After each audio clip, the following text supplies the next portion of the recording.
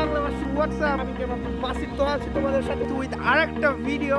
তো আজকে ব্লগের পাশাপাশি চলে এসেছি ফুড রিভিউ করতে, এবং এখানকার নাম হচ্ছে বর্ষা ব্রিজ। আমি যে লোকেশনটাতে আছি এটা চাটমোহরের আশেপাশের এলাকা। তো এটা আমি এখন হচ্ছে এখানে চলে আসছি, একটু হালকা পাতলা খাওয়া দাওয়া করবো এবং হালকা পাতলা ফুড রিভিউ করবো।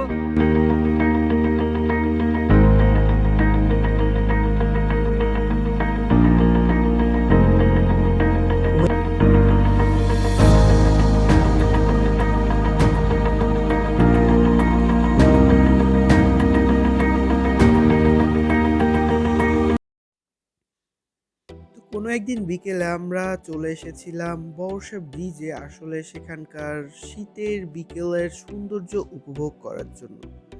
তো সেখানে এসে যা মনে হলো, আসলেই বাংলাদেশি যে নেচার অফ বিউটি, শীতের বিকেলে সুন্দর হালকা কুয়াশা এবং মিষ্টি রোদে সেখানকার জায়গাটা একদম পুলকিত হয়ে উঠেছে।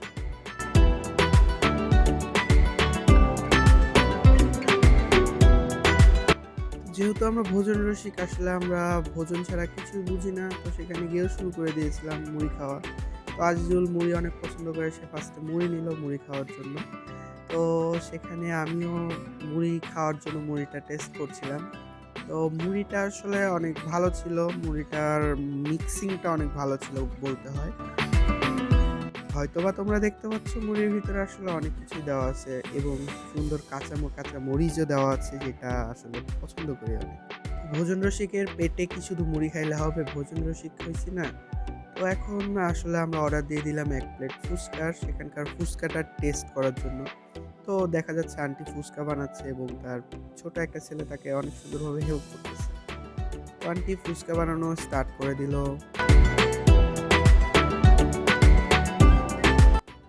আসলে আন্টি ফুচকার ভিতরে যে পরিমাণ ডিম দিচ্ছে, আমার মনে হয় না এটা কোথাও এত পরিমাণ ডিম দিয়ে থাকে, কারণ আন্টির ডিম দেওয়া অ্যাভারেজ ছিল, যেটা আসলে খুবই ভালো লেগেছে।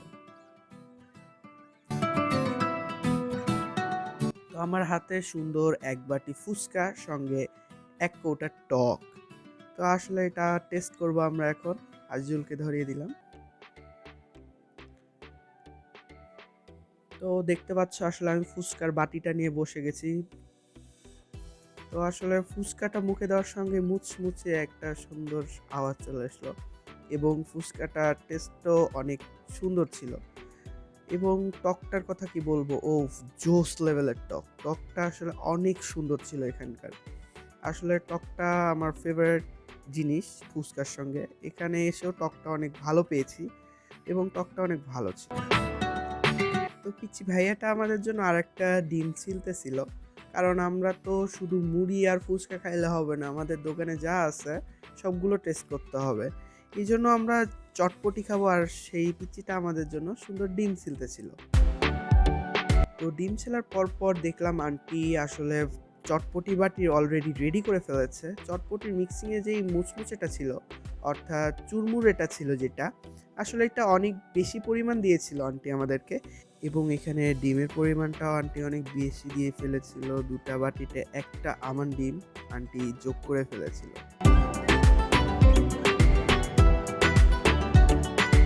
এখন আমরা টেস্টিং করব হচ্ছে আমাদের সেই সুন্দর চটপটিটা।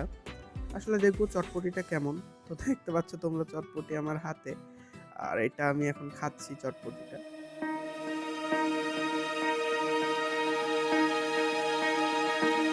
তো কি বলবো, চটপটির টেস্টটা অসাধারণই ছিল বলতে গেলে, কারণ আমি ফার্স্টে ভাবছিলাম যে এখানকার চটপটি অতটা ভালো হবে না, বাট আমার কাছে অনেক ভালোই লাগছে, অ্যাভারেজ লাগছে।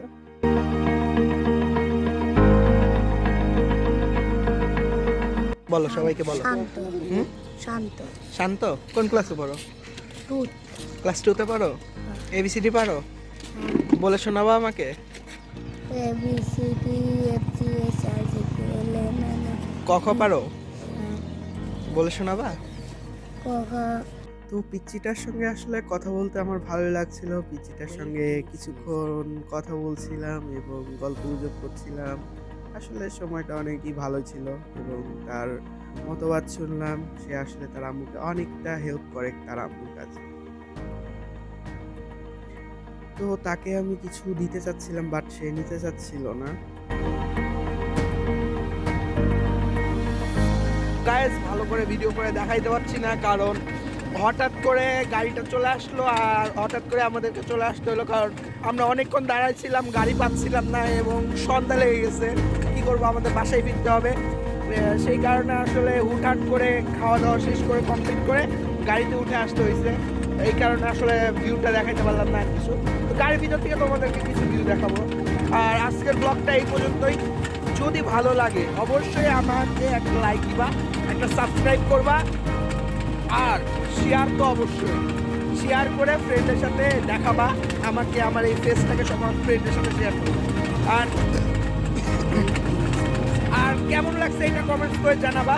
আর নেক্সট টাইম কোথায় যাব, বা তোমরা যারা আমার এলাকার আছো, আমার এলাকায় ভালো প্লেস কোথায় আছে, তো এটা আমাকে কমেন্টস করে অবশ্যই বলে দিবা।